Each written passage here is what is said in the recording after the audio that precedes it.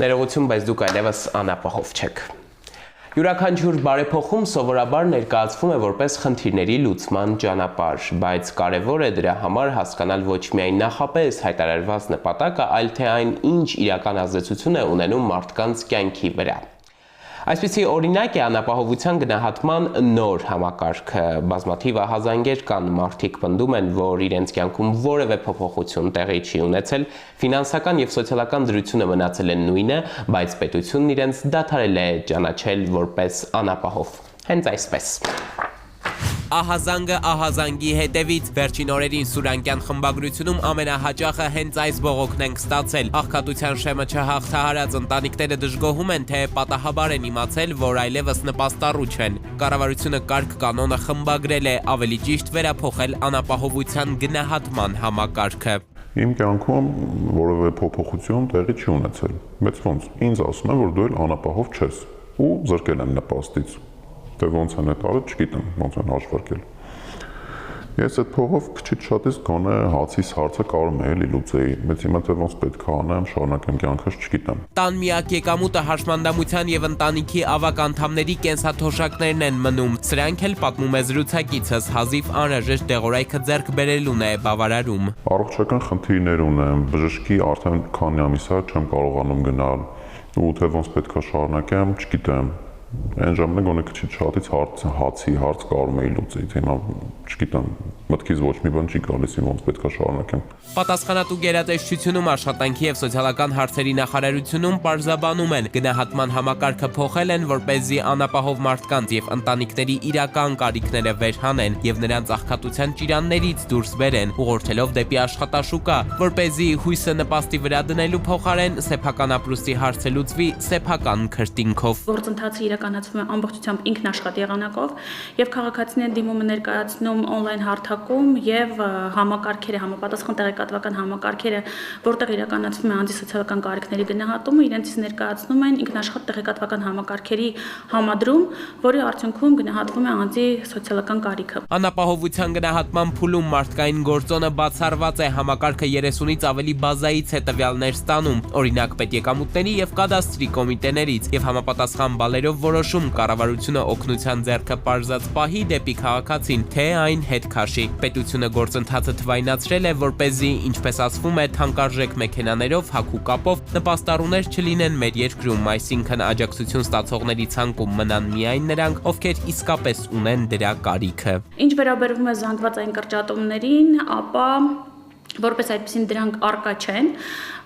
սակայն անապահովության համակարգում կենսաթոշակի նվազագույն չափի ավելացման պայմանավորված բոլոր այն անձիկ, ովքեր կենսաթոշակառու են միաժամանակ հաշմանդամության թոշակ էին ստանում, ըստ էության իրենց եկամուտը էլ ավելի բարձր է այս պահի դրությամբ, քան սոցիալական անապահովության նպաստ ստանալու համար սահմանված սահմանային շեմը։ Թեպետ կառավարությունը չէր նախատեսել, այնուամենայնիվ նախընտրական փուլի շեմին որոշեց 10,000 դրամով թոշակը բարձրացնել։ Ժամանակին սոցիալապես անապահովի կարգավիճակ ունեցողներին այժմ հենց սա է խանգարում նպաստառուի կարգավիճակում մնալու հարցում։ Քաղաքացիները դժգոհում են 10,000-ով թոշակը բարձրացել է, հասել, հավասարվել, որոշ դեպքերում գուցե գերազանցել նվազագույն սպառողական զամբյուղի գրեթե 36,000 դրամը, փոխարենը զրկվել են օրինակ 55,000 դրամ նպաստից։ Կենսաթոշակը, այլ նպաստները, այլ դրամական վճարներ պետության կողմից պիտի դիտարկվեն որպես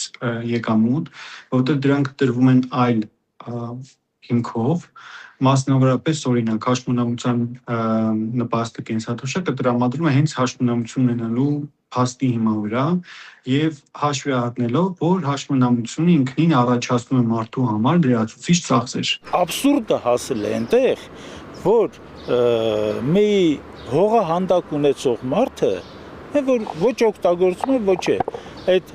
հողի սեփականաշնորհման ընթացքում ստացել են, այդ գյուղով իրար մեջ բաժանել են, չէ՞։ Այդ մարդկանց նպաստից կտրում է։ Չնայած պաշտոնական պարզաբանումներին, որոնք ներկայացնում են աշխատանքի եւ սոցհարցերի գերատեսչությունից, թե նախքան անապահովության գնահատման նոր կարգ կանոնը գործարկելը ուսումնասիրել են ինչպես ազգային, այնպես էլ միջազգային փորձը, հետո նաեւ երկու մարզում այն ներդրել փորձնական տարբերակով, մասնագետները պնդում են, որ նախ անհրաժեշտ էր հասկանալ, թե կանոնների կիրառման արդյունքում ովքեր են կորցնելու աջակցություն ստանալու հնարավորությունը եւ ովքեր պահպանելու այն։ Ըստ նրանց, այստեղ չափանիշները պետք է ոչ միայն իրավական լինեն, այլև արտացոլեն սոցիալական իրականությունը, ու թեպետ այս դեպքում էլ նախարարությունում վստահեցնում են, թե գնում են տնայցերի ինքնաշխատ համակարգի գնահատումից հետո, փորձագետները կարծում են, որ անապահովներին նպաստ տալ-չտալու հարցը այսուհետև որոշվում է բացառապես կոնկրետ չափանիշների եւ դրանց հիման վրա կատարված հաշվարկների վրա, առանց բավարար ուշադրություն դարձնելու անհատապես յուրաքանչյուր ընտանիքում տիրող իրավիճակին։ Այստեղ մեկ այլ խնդիր է, որ անապահովության աղքատության աստիճանները շեմերը փոխվել են 4 շեմի միջոցով այմայ դրանք իրականացում հիմնվելով ընտանիքի մեկ հաշվարկային անդամի ամսական եկամտի ու սահմանված շեմի համեմատության վրա հարցը այն է, որ փաստացի մենք ունենք միայն այդ դրամական աջակցության միջոցները եւ այն ծառայությունները, որոնք այդ մարդկանց անհրաժեշտ են, գոյություն չունեն։ Կամ եթե կան, ապա շատ քիչ են եւ քիչ հասանելի են քաղաքացիներին, հատկապես մարզեր։ Սոցիալական քաղաքականությունը չի նշանակում միայն աղյուսակներ եւ աղյուսակներից տարբեր պատճառաբանություններով մարդկանց դուրս հրել, ջնջել, պետությունը պետք է մտածի ոչ թե մարդկանց նպաստը կտրի, պետությունը պետք է մտածի, որպեսզի եկամտի այնպիսի աղբյուրներ եւ այնպիսի քաղաքականություն տնտեսական վարի, որ եկամուտները հորդան։ Փորձագետները մինչև իսկ սահմանադրականության խնդիր են առաջ բերում անապահովության գնահատման նոր համակարգի հարցով դիմել էին մարդու իրավունքների պաշտպանին։ Օմբուդսմենի աշխատակազմից էլ խոստացել էին հարցը սահմանադրական դատարան հասցնել, բայց չեն տարել։ Այս նոր համակարգը ոչ միայն որպես վարչարություն, ոչ միայն հիմնված է փաստերի վրա, այլ նաև որոշակի ենթադրությունների վրա,